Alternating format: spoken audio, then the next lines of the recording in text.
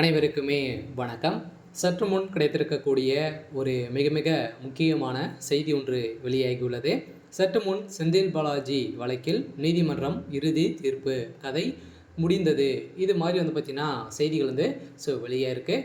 ஏற்கனவே பார்த்தீங்கன்னா செந்தில் பாலாஜி அவர்கள் கைது செய்யப்பட்டதையுமே செந்தில் பாலாஜியுடைய தம்பி அசோக்குமார் அவர்களும் பார்த்தீங்கன்னா மறைமுகமாக தலைமறைவாக இருந்திருந்த நிலையில் இப்போ அதிரடியாக பார்த்தீங்கன்னா கடந்த வழக்கில் நேற்று நடந்த செந்தில் பாலாஜியுடைய பண மோசடி வழக்கில் அதிரடியாக பார்த்தீங்கன்னா செந்தில் பாலாஜியுடைய தம்பி அசோக்குமார் அவர்களும் பார்த்தீங்கன்னா அதிரடியாக கைது செய்யப்பட்டிருக்காரு.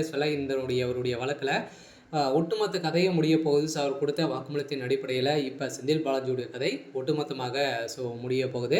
செந்தில் பாலாஜி அவர்கள் ஏற்கனவே சட்டத்துக்கு விரோதமான பண பரிமாற்ற வழக்கில் வசமாக சிக்கி ஏற்கனவே பார்த்தீங்கன்னா ஆஜராகி ஒரு 1.5 வருட காலமாகவே புழல் சிறையில் இருந்தார் இல்லையா. இதைத் தொடர்ந்து இப்போ செந்தில் பாலாஜி வழக்கில் இப்போ நீதிமன்றம் ஒரு பரபரப்பான தீர்ப்பு வழங்கியிருக்காங்க. அதனால் செந்தில் பாலாஜியுடைய தம்பி ஹைகோர்ட் பார்த்தீங்கன்னா அதிரடியாக ஒரு மிகப்பெரிய ஒரு குண்டு தான் பார்த்தீங்கன்னா தூக்கி போட்டிருக்காங்க. செந்தில் பாலாஜியோட தம்பி கதை ஒட்டுமொத்தமாக முடிய போகுது. சரி, ஓகே. இதை பற்றி இந்த வீடியோவில் நம்ம முழுமையாக பார்க்கலாம். அதுக்கு முன்னாடி நம்ம சேனலுக்கு இப்போ தான் நீங்கள் முதல் முறையாக வந்திருக்கீங்க அப்படின்னா மறக்காமல் நம்மளுடைய சேனலை சப்ஸ்கிரைப் பண்ணி சப்போர்ட் பண்ணுங்கள். வாங்க வீடியோக்குள்ளே போகலாம். பார்த்தீங்கன்னா ஏற்கனவே செந்தில் பாலாஜியுடைய தம்பிக்கு ஹைகோர்ட் பார்த்தீங்கன்னா அதிரடியாக ஒரு பரபரப்பான தீர்ப்பு வழங்கியிருந்தாங்களே. இப்போ சமீப காலத்தில் அவருக்கு உடல்நிலை குறை ஏற்பட்டிருந்த நிலையில் அமலாக்கத்துறை பார்த்தீங்கன்னா அதிரடியாக ஒப்புதல் வழங்கியிருந்தாங்க. அமெரிக்காவுக்கு இருதய அறுவை சிகிச்சை செய்வதற்காக பார்த்தீங்கன்னா அவர் அமெரிக்கா சென்றிருந்த நிலையில் இப்போ அதிரடியாக பார்த்தீங்கன்னா செந்தில் இந்த வழக்கின் அடிப்படையில் முன்னாள் அமைச்சர் செந்தில் பாலாஜி பண மோசடி வழக்கில் கடந்த 2023 ஜூன் மாதம் அமலாக்கத்துறையால் கைது செய்யப்பட்டார் இல்லையா. புழல் சிறையில் அடைக்கப்பட்ட அவர் 2024 செப்டம்பரில் ஜாமீனில் வெளியே வந்தார்.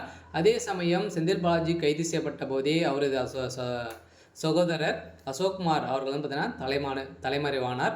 அமலாக்கத்துறை சமன் அனுப்பியும் விசாரணைக்கு ஆஜராகாத இருந்த நிலையில் 2 ஆண்டுகளாக தலைமறைவாக இருந்திருந்த நிலையில் இப்போ கடந்த ஏப்ரல் மாதம் திடீரென சென்னை ஹைகோர்ட்டில் ஆஜரானார். அவருக்கு ஜாமீன் வழங்கப்பட்டிருந்த நிலையில் இப்போ அதிரடியாக பார்த்தீங்கன்னா மீண்டும் இவருடைய வழக்கு முடிக்கிருக்காங்க.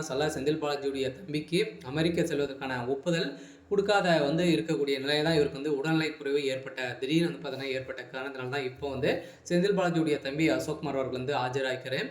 இந்த ஆஜரின் அடிப்படையில் அமலாக்கத்துறைக்கு பார்த்தீங்கன்னா சமன் அனுப்பி இவருக்கு ஒப்புதல் கொடுக்குறீங்களா அப்படின்றத நீதிமன்றம் கேட்டிருக்காங்க. இதன் அடிப்படையில் தான் இப்போ செந்தில் பாலாஜி அவருடைய தம்பி கைது செய்யப்பட்டிருக்காரு. அதே மாதிரி செந்தில் பாலாஜியுடைய தம்பி வழக்கில் ஒரு பரபரப்பான தீர்ப்பு வழங்க போகிறாங்க. இருந்தாலுமே செந்தில் பாலாஜி தான் கைது செய்யப்பட போகிறாரு. இல்லை, செந்தில் பாலாஜி தம்பியும் செந்தில் பாலாஜி அவர்களும் அவருடைய இருவருடைய கதை ஒட்டுமொத்தமாக முடிய போகுது. சரி, ஓகே. இன்னைக்கான அப்டேட் இதுதான். மறக்காமல் நம்மளுடைய சேனலை சப்ஸ்கிரைப் பண்ணி சப்போர்ட் பண்ணுங்கள். தேங்க்யூ.